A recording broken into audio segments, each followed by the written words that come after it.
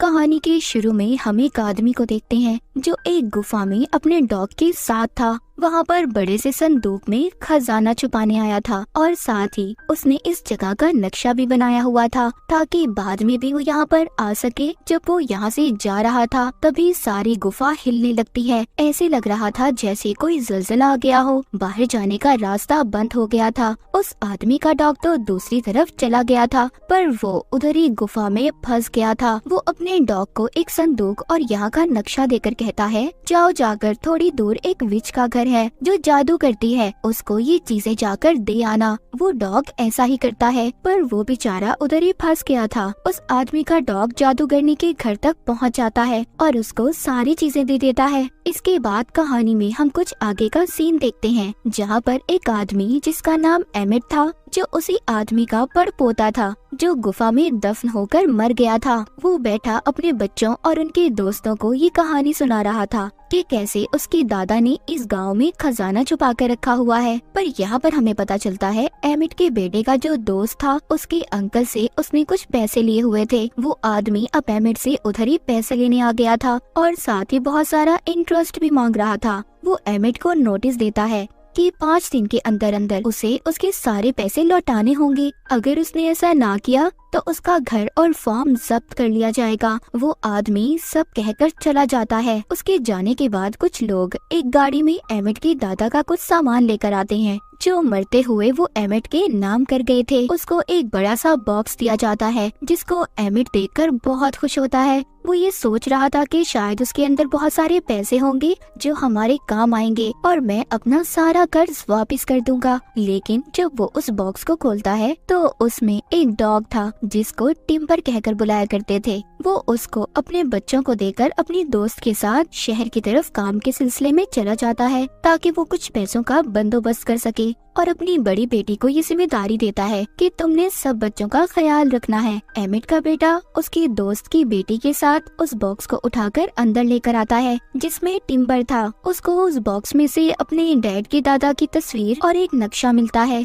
जिसको उसके दादा ने गुफा में छुपाया था। एमिट का बेटा बहुत खुश होता है और सोचता है कि खजाने वाली बात बिल्कुल सच है। अब वो उस खजाने को ढूंढने का फैसला करते हैं। तभी उसकी बड़ी बहन आती है और कहती है, मैं पार्टी में जा रही हूँ, तुम प्लीज घर पर रहना और घर से बाहर मत जाना। उसके जाने के बाद दोनों बच्चे अपनी जरूरत का कुछ सामान लेते हैं और साथ ही अपने डॉग को भी लेकर उस खजाने की तलाश में निकल जाते हैं। वो सबसे पहले उसी गुफा में जाते हैं जो हमने कहानी के शुरू में देखी थी। उधर ही उनको जमीन पर कुछ नजर आता है। जब ये वहाँ से मिट्टी हटाते हैं तो उधर उन्हें एक बॉक्स मिलता है। एमिट का बेटा उसके गले में जो चाबी थी जो उसके डैड ने दी थी, उससे वो छोटा बॉक्स खोलने की कोशिश करता है पर उस चाबी से वो बॉक्स नहीं खुल रहा था। तभी उसे अपने डैड के दादा का डॉग टिम्बर के गले में चाबी नजर आती है। इसीलिए वो उस चाबी को लेकर उस बॉक्स को खोलने की कोशिश करता है जिससे वो बॉक्स खुल जाता है। इसको उसके अंदर से एक लोहे का टुकड़ा और आगे जाने का नक्शा मिलता है जिसे देखकर दोनों बहुत खुश हो गए थे और आगे बढ़ने लगते हैं। मगर वो आदमी भी इनका पीछा कर रहा था जिसने एमिट को उधार पैसे दिए थे, क्योंकि उस वक्त जब एमिट के दादा इस खजाने को छुपाकर वापस आ रहे थे जो गुफा में ज़लज़ला आया था वो असल में इसी आदमी के दादा ने ब्लास्ट करवाया था, क्योंकि उस वक्त वो भी इस खजाने की तलाश में थे। एमिट के बेटे और उसकी दोस्त ने भी इन्हें देख लिया था, इसीलिए वो आदमी अपने कुछ साथियों को इनके पीछे लगा देता है। मगर वो तो यहाँ से भाग गए थे और नक्शे के मुताबिक आगे बढ़ रहे थे। आगे जाकर जब उनके डॉग उल्टा लेटते हैं तो उन्हें एक पहाड़ नजर आता है जिसको उल्टा लेटकर ही देखा जा सकता था। वो डॉग उनको भी देखने का कहते हैं। एमिट का बेटा और उसकी दोस्त जब ये देखते हैं तो उन्हें भी वो पहाड़ नजर आ जाता है। जब ये थोड़ा सा आगे जाते हैं तो उन्हें आगे जाकर एक सोने का सिक्का मिलता है जिसको देखकर दोनों बहुत खुश हो गए थे। ये अब सोचते हैं ये दोनों बिल्कुल सही रास्ते पर हैं। थोड़ा सा आगे जाकर इनको एक पत्थर दिखाई देता है जिस पर लिखा था कि अगर आगे खजाना लेना चाहते हो तो तुम्हें उसी तरफ जाना होगा जिस तरफ वो पहाड़ इशारा करता है। वहाँ जाकर तुम्हें बहुत सारा सोना और चांदी मिलेगा। अब ये दोनों और इनके डॉग्स पानी में तैरकर दूसरी तरफ जाने लगते हैं। वहाँ पहुंचकर अब ये बहुत ज्यादा थक गए थे। इनको थकावट के साथ साथ भूख भी लगी थी। वो सोचते हैं कि क्यों ना मछलियाँ पकड़कर पका ले, क्योंकि अपने साथ ये खाने पीने का कोई सामान नहीं लाए थे। उधर उनके डॉग लकड़ियाँ जमा कर रहे थे, तभी उन्हें एक सुराख नजर आता है। उधर घर में एमिट की बड़ी बेटी वापस आ गई थी, जो अपने भाई को जब नहीं देखती तो बहुत ज्यादा परेशान हो जाती है। घर में एमिट अपनी दोस्त के साथ आ गया था। वहाँ आकर जब ये बच्चों का पूछते हैं तो एमिट की बड़ी बेटी झूठ बोल देती है कि वो अपने दोस्त के घर गए हैं। इधर एमिट का बेटा, जो अपनी दोस्त के साथ खजाने की तलाश में था, उन्हें जंगल में एक सुराख मिलता है जिसमें इन्हें एक घंटी और कुछ पुरानी चीजें मिलती हैं। उस घंटी पर कुछ लिखा हुआ था। एमिट के बेटे की दोस्त उसे समझाने लगती है। उसको पता चल चुका था। वो कहती है ये हमें आगे जाने का रास्ता बताएगी। तभी उधर एक भेड़िया आ जाता है, जिसको देखकर सब डर गए थे। एमिट का बेटा उस भेड़िए पर अपना बैग फेंकता है, जिससे वो भाग गया था। दूसरी तरफ वो आदमी जो बच्चों का पीछा खजाना हासिल करने के लिए कर रहा था, उनके पास भी वो भेड़िया आ जाता है, जिससे सभी डर गए थे और जाकर अपनी गाड़ी में बैठ जाते हैं। उस आदमी के पास एक ऐसी डिवाइस थी जिससे बिजली के झटके दिए जाते थे। वो जब उस बिजली के झटके देने वाली डिवाइस को भेड़िए पर इस्तेमाल करने वाला था, तभी गलती से वो जल जाती है और हड़बड़ाहट में बिजली के झटके इसी आदमी और इसके साथियों को लग जाते हैं। उधर एमिट को जब बच्चे नहीं मिलते तो परेशान होकर वो उन्हें ढूंढने निकल जाता है। उधर एमिट के बेटे की दोस्त के पास एक ट्रैकिंग डिवाइस थी, जिसकी मदद से एमिट बच्चों को ढूंढने निकल गया था। उधर बच्चे आगे बढ़ते हुए उसी जादूगरनी के घर पहुंच गए थे, जिसको बहुत सालों पहले एमिट के दादा के डॉग ने एक बॉक्स और कुछ सामान दिया था। वो जादूगरनी कोई आम जादूगरनियों की तरह नहीं थी, वो तो बल्कि एक अच्छी जादूगरनी थी। जब वो बच्चों को ऐसे थका हुआ देखती है तो अंदर आने का कहती है और एमिट के बेटे की दोस्त की चोट पर दवाई लगाती है और बताती है कि मैं यहाँ पर अपनी माँ के साथ रहती हूँ, जो भी बाहर गई हुई है। एमिट का बेटा जब अपने बारे में बताता है तो जादूगरनी कहती है उसके डैड के दादा का नाम लेकर, क्या तुम उन्हें जानते हो? वो कहता है हाँ, वो मेरे डैड के दादा थे। तभी वो जादूगरनी उसको एक बॉक्स देती है, जो बहुत सालों पहले उसके डैड की दादा का डॉग इन्हें देकर गया था। वो बताती है कि मेरे खानदान के लोगों ने इसे संभाल कर रखा था और अगर तुम उनके रिश्तेदार हो तो तुम इसको ले सकते हो। एमिट का बेटा अब उस बॉक्स को अपने गले में लटकी चाबी से खोल देता है, जिसमें से उसे एक छोटी कुल्हाड़ी और आगे का नक्शा मिलता है। बच्चे जब बाहर देखते हैं तो उधर वही आदमी आ गया था जो इनका पीछा कर रहा था, मगर वो जादूगरनी अपने घर के खुफिया रास्ते से उन बच्चों को घर से बाहर जाने का रास्ता दिखाती है। तभी उसी जादूगरनी के दरवाजे पर वो आदमी भी आ गया था जो बच्चों का पीछा कर रहा था। वो जादूगरनी से पूछता है कि बच्चे कहाँ पर हैं, जिस पर वो झूठ बोलती है कि वो नहीं जानती कि बच्चे कहाँ पर हैं। वो आदमी इसको अपनी बिजली के झटके देने वाली डिवाइस दिखाकर डराता है।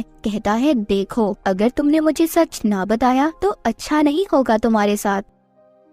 उधर बच्चे अपनी आखिरी मंजिल की तरफ पहुंच गए थे, पर वहां पर एक झरना था और आगे जाने का कोई रास्ता नहीं था। लेकिन अचानक ही उधर उनके डॉग को जमीन पर कुछ निशान दिखाई देते हैं, जो शोर करके उनको अपनी तरफ बुलाते हैं। वहाँ निशान में एक छोटा लोहे का टुकड़ा, घंटी और छोटी कुल्हाड़ी रखने के निशान बने हुए थे। जो चीजें इनको अब तक मिल चुकी थी, उन चीजों को उधर लगाते ही पत्थरों के दरमियान एक रास्ता बन जाता है, जिसे देखकर वो बहुत खुश होते हैं। तभी उधर वही आदमी भी आ गया था जो इनका पीछा कर रहा था। वो कहता है शुक्रिया मेरे बच्चों, खजाने को ढूंढने के लिए। जब वो उस रास्ते पर जाने वाला था तभी उस गुफा से बहुत सारे चमगादड़ बाहर निकल आते हैं, जिससे सबका ध्यान भटक गया था। इस बात का फायदा उठाकर एमिट का बेटा उन सब चीजों को निकालकर अपनी दोस्त और डॉग्स के साथ अंदर चला जाता है, जिसके जाते ही रास्ता बंद हो गया था। वो अंदर आकर इधर उधर खजाना ढूंढने लगते हैं। ये वो ही गुफा थी जहाँ पर एमिट के दादा ने खजाना छुपाया था। ये सब ट्रॉली में सवार होकर आगे बढ़ने लगते हैं। बाहर वो आदमी जो खजाने का पीछा कर रहा था, वो बॉम्ब को ब्लास्ट करके रास्ता खोल लेता है। तभी बॉम्ब के फटने की आवाज एमिट भी सुनता है। वो भी उधर पहुँच चुका था। अंदर गुफा में एमिट के बेटे को वही संदूक मिल जाता है जो एमिट के दादा ने छुपाया था। वो जब उसको खोलते हैं तो उसमें सिर्फ हड्डियाँ थी। वो सोचते हैं इतनी मेहनत करने के बाद भी हमें सिर्फ ये पुरानी हड्डियाँ मिली, क्या फायदा हमारी इतनी मेहनत का। पर टिम्बर को उधर सोने की एक हड्डी मिलती है। जब वो थोड़ा सा आगे जाकर देखते हैं तो वहाँ पर बहुत सारा सोना था। उनको अपनी आंखों पर यकीन नहीं आ रहा था कि उन्होंने खजाने को ढूंढ लिया। लेकिन उधर वो आदमी जो खजाने की तलाश में था उधर आकर सबको पकड़ लेता है। उधर ही जादूगरनी का डॉग भी आ गया था जो उस आदमी पर हमला कर देता है। तभी सारे डॉग उसके बाकी साथियों पर भी हमला कर देते हैं।